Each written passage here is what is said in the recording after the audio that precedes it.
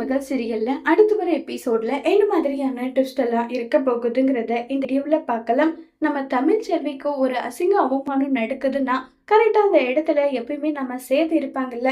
சேது அதே மாதிரிதான் வந்து எல்லாருமே அடிச்சு தும்சம் பண்ணிட்டு போலீஸ்லயே ஹேண்ட் ஓவர் பண்ணிட்டு சேது வந்து தமிழ் கிட்ட இனி எந்த ஒரு பிரச்சனையும் வராது, அப்படி ஒருவேளை ஏதாவது ஒரு பிரச்சனை வந்துச்சுன்னா தாராளமா நீங்க எங்களுக்கு கால் பண்ணுங்கன்னு சொல்லிட்டு அங்க இருந்து கிளம்பி போயிட்டாங்க.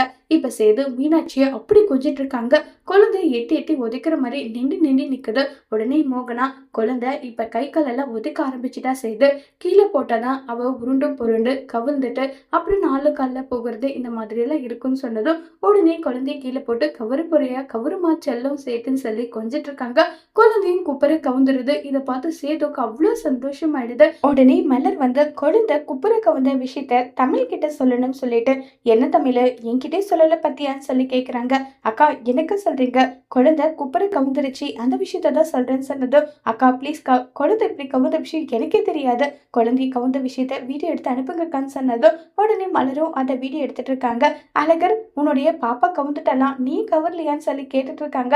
ஆனா அழகர் கவர்றதே இல்லை. ஆனாலும் மீனாட்சி கவுந்ததை நினைச்சு ரொம்ப சந்தோஷத்துல வந்து இருக்காங்க தமிழ். அடுத்ததா நம்ம ஐஷுவா காட்டுறாங்க. ஐஷு வந்து ஒரு மாதிரி ஃபீல் ஆயிருக்காங்க. என்ன ஐஷு நேத்தெல்லாம் ரூம்ல இருந்து வெளியே வரவே இல்லை, என்ன ஒரே ரொமான்ஸ்ன்னு சொல்லிட்டு சித்ரா கேக்குறாங்க. நீங்க வேற சித்து, மாமா என்னை திரும்பி கூட பார்க்க மாட்டேங்கிறாரு, அவர் மேல உயிரா இருந்து அவரை எப்படியாவது கல்யாணம் பண்ணிக்கணும்னு சொல்லிட்டு தான் அவரை நான் கல்யாணம் பண்ணிக்கிட்டேன். ஆனா அவர் என்ன திரும்பி கூட பார்க்கறது கிடையாது. அவர் இதே மாதிரி இருந்தாருன்னா எனக்கு இந்த வாழ்க்கையே வேண்டாம்னு சொல்லிட்டு நான் திரும்ப அந்தமானுக்கே போய் என் அப்பா அம்மாவோட செட்டில் ஆகிடலான்னு முடிவு பண்ணியிருக்கேன். இதுதான் உண்மையா நடக்க போகுதுன்னு சொல்லி வருத்தப்பட்டும் ஃபீல் பண்ணியும் பேசிக்கிட்டு இருக்காங்க. இதை கேட்டதும் சித்ராவுக்கும் ஈஸ்வரிக்கும் பயங்கர ஷாக்கிங் ஆகுது. ஏன்னா நம்ம ஈஸ்வரியும் சித்ராவும் ஐஸ்வர்யாவும் பகடக்காயை யூஸ் பண்ணி சேதுவோட சொத்து முழுக்க ஐஸ்வர்யா மூலியமா அவங்களுக்கு அடையணுன்றதுக்காக தான் ஐஸ்வர்யாவை சேதுக்கு கல்யாணம் பண்ணி வச்சிருப்பாங்க. அந்த விஷயத்த தான் டிஸ்கஸ் பண்றாங்க.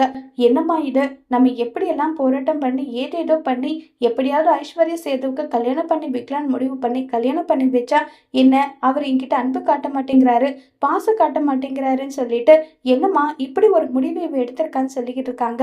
ஆமாண்டி, போற போக்க பார்த்தா இவ இந்த வாழ்க்கையை வேணான்னு சொல்லிட்டு விட்டுட்டு போயிடுவான் போல. நம்ம தான் இதுக்கு ஒரு முற்றுக்கட்டை போட்டி ஆகணும், நம்ம இதை பத்தி சேதுகிட்ட பேசி ஆகணும்னு சொல்லிட்டு முடிவு பண்றாங்க. இப்ப சேது வெளியில போயிட்டு வீட்டுக்கு வராங்க. பா சேது உன்கிட்ட முக்கியமான விஷயம் பேசணும்ப்பான்னு சொல்லிட்டு ஈஸ்வரி சித்ரா 2 பேரும் வராங்க. உடனே ஈஸ்வரி வந்து சேது நம்ம ஐஸ்வர்யாவுக்கும் உனக்கும் கல்யாணம் ஆகி 1 மாசம்தான் ஆகுது, நீங்க 2 பேருமே சின்ன சிறுசுங்க. ஐஸ்வர்யாவுக்கு ஆசை எல்லாமே இருக்காதா? அவளை வெளியில கூட்டிட்டு போகணும், பீச்சுக்கு போகணும், சினிமாவுக்கு போகணும், அவ கேட்ட பொருளை வாங்கி கொடுக்கணும், அவகிட்ட நீ அன்பா பாசமா இருக்கணும்னால ஆசைப்பட மாட்டாளா?